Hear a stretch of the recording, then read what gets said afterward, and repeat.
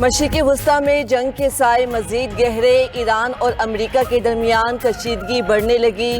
خطے میں امریکہ کی بڑی فوجی پیش قدمی، امریکہ کا ایک اور خوفناک طیارہ بردار بحری جہاز جیرالڈ آر فورڈ بحیرہ روم پہنچ گیا۔ امریکہ کو بحیرہ بیڑا ابراہیم لنکن پہلے ہی مشرق وسطی میں تعینات ہے۔ ادھر آبنائے ہرمز میں ایران کا طویل فاصلے تک مار کرنے والے بحری دفاعی میزائل سیاد 3G کا کامیاب تجربہ۔ ایرانی میڈیا کے مطابق میزائل نے جنگی بحری جہاز سے پہلی بار ورٹیکل لانچ کے ذریعے اپنے ہدف کو کامیابی سے نشانہ بنایا۔ یہ سسٹم سمندر میں 150 کلومیٹر تک ایک دفاعی حصار قائم کرنے کی صلاحیت رکھتا ہے، جو ڈرونز، لڑاکا طیاروں اور کروز میزائلوں کو روک سکے گا۔ ایرانی حکام کا دعویٰ: گزشتہ روز امریکی صدر ٹرمپ نے ایران کے خلاف محدود حملوں پر غور کا کہا تھا۔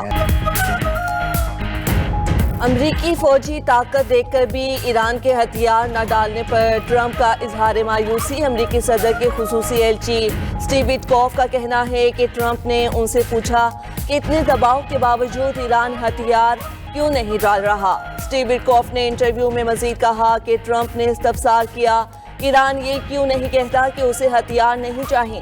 وٹکوف نے دعویٰ کیا کہ ایران ایٹم بم بنانے کے لیے درکار مواد کی تیاری سے صرف ایک ہفتہ دوری پر ہے۔ ایران کی جانب سے یورینیم کی افزودہ مقدار خطرناک ہے۔ ایران کو ایٹمی پروگرام جاری رکھنے کی اجازت نہیں دے سکتے۔ ایران کو ثبوت دینا ہوگا کہ ان کا رویہ ذمہ دارانہ ہے۔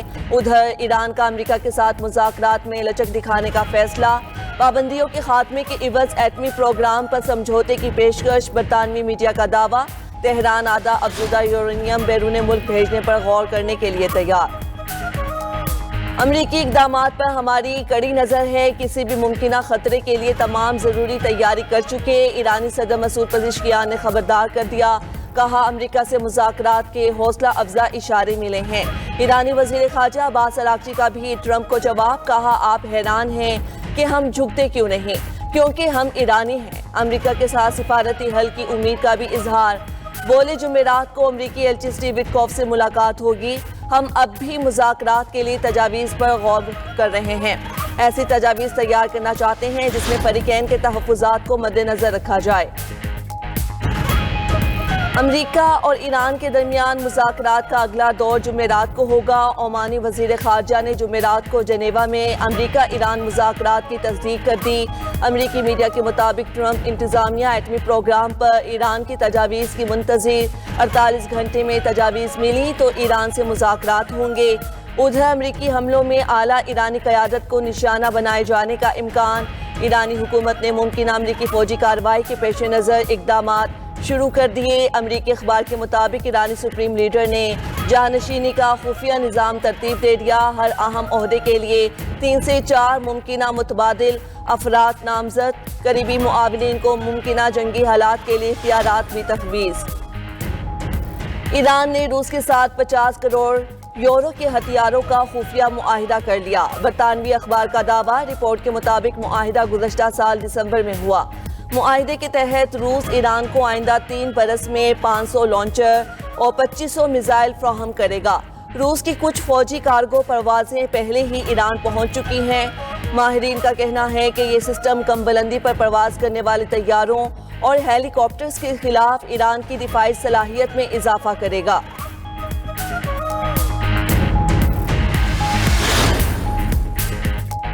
یوکرین پر روسی حملوں میں ایک بار پھر شدت آ گئی۔ یوکرین پر میزائلوں اور ڈرونز کی بارش، روس نے 50 میزائل اور تقریباً 300 ڈرونز استعمال کیے۔ یوکرینی حکام کے مطابق کیف کے نواحی علاقوں میں شدید نقصان ہوا۔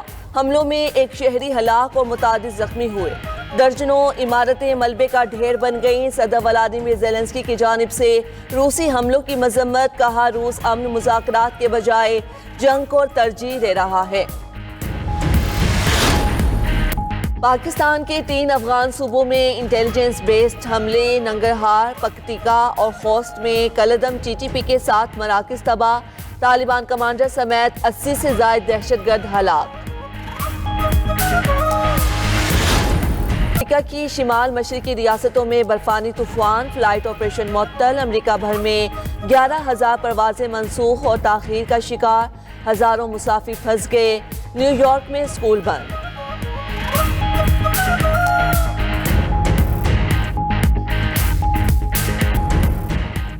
सरहद पार दहशत गर्दी के खिलाफ बर्दाश्त की हद खत्म हो चुकी है। पाकिस्तान के हालिया इकदाम अपने अवाम को सरहद पार से दहशत गर्दी से महफूज रखने के हक़ दिफा पर मबनी है। सदर मुमलिकत आसिफ अली जरदारी का कहना है कि तालिबान हुकूमत ने ऐसे हालात पैदा कर दिए जो 9/11 से पहले की सूरत हाल से भी बदतर हैं।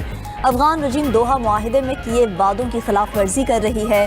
अफगानिस्तान में तालिबान रजीम ने ऐसे हालात पैदा कर दिए जिस पर पाकिस्तान को शदीद तहफ़्फ़ुज़ात हैं। अफगान सरजमीन किसी भी मुल्क के खिलाफ इस्तेमाल नहीं होनी चाहिए। MQM पाकिस्तान की पीपल्स पार्टी पर इल्ज़ामात की बौछार। चेयरमैन MQM खालिद मकबूल सिद्दीकी की न्यूज़ कॉन्फ्रेंस। कहा कि मसनूई अक्सरियत रखने वाली जमात ने सिंध पर कब्जा कर रखा है। सिंध हुकूमत ऐसा करती है जैसे वो आइन से बालातर है।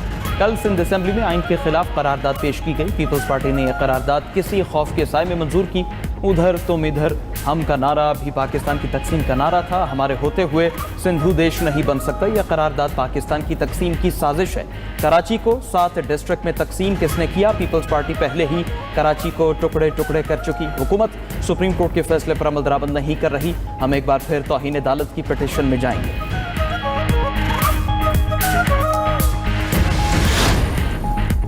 पीपल्स पार्टी ने मुत्तहिदा की न्यूज़ कॉन्फ्रेंस पर वफाकी हुकूमत से वजाहत मांग ली। सीनियर वजीर सिंध शर्जील मेमन ने इल्ज़ाम लगाया कि खालिद मकबूल और मुस्तफ़ा कमाल ने आइन और कानून का संजीदा मुतालिया नहीं किया। वफाकी वज़रा की प्रेस कॉन्फ्रेंस उनकी आइन से नावाकफियत की अलामत है। वफाकी वज़रा की बात से सवाल पैदा हुआ है कि आया ये वफाकी हुकूमत की पॉलिसी है? 2 वफाकी वजीर और इत्तेहादी जमात मुसलसल सिंध हुकूमत के खिलाफ प्रोपेगेंडा और साजिश में क्यों मसरूफ हैं? उम्मीद है वफाकी हुकूमत मामले की वजाहत करेगी। बानी PTI से मुतालिक बात करते हुए शर्जील मेमन बोले कि बानी PTI की रिहाई उनके अपने हाथ और रवैयों में है। PTI में रेस लगी है कि कौन आगे जाएगा। MQM पाकिस्तान एक बार फिर टूटने से बच गई। मुत्तहिदा के सियासी बड़ों ने इल्ज़ामात और धमकियों का मामला हल कर लिया। MQM के मुतहरिब मरकजी रहनुमाओं के इख्तिलाफात अचानक खत्म। ज़राए के मुताबिक MQM के मुख्तलिफ धड़ों का मुशावरती इजलास हुआ। खालिद मकबूल सिद्दीकी, मुस्तफ़ा कमाल, फारूक सत्तार भी शरीक हुए। इजलास में MQM में लफ्जी जंग और लड़ाई खत्म करने पर इत्तेफाक किया गया।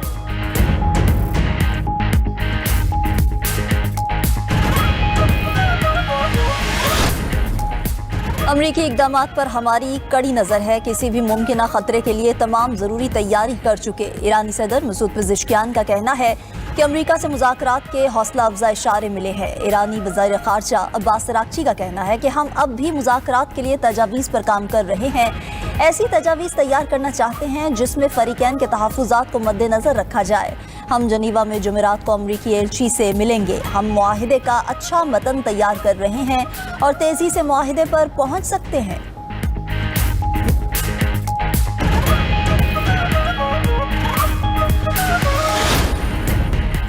यूक्रेन के मगरबी शहर लिविव में देसी बम का धमाका, एक खातून हलाक, 25 अफराद जख्मी हो गए। मकामी हुक्काम के मुताबिक एक स्टोर के करीब 2 धमाके हुए। जख्मियों में से कुछ की हालत नाजुक है।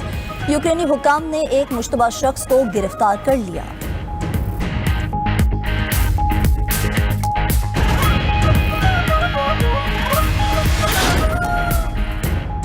रूस के मकामी इलाके में हेलीकॉप्टर को हादसा, 3 अफराद हलाक। मकामी हुकाम के मुताबिक गैर रजिस्टर्ड हेलीकॉप्टर उड़ान भरने के बाद रेडार से गायब हो गया था। मलबा और लाशें जिला रोमन्स्की से मिल गईं। उधर रूसी दारुल हुकूमत मॉस्को के 4 हवाई अड्डों पर तमाम परवाजें मनसूख। मेयर मॉस्को ने दावा किया कि शहर पर नामालूम ड्रोन्स को परवाजें करते देखा गया है।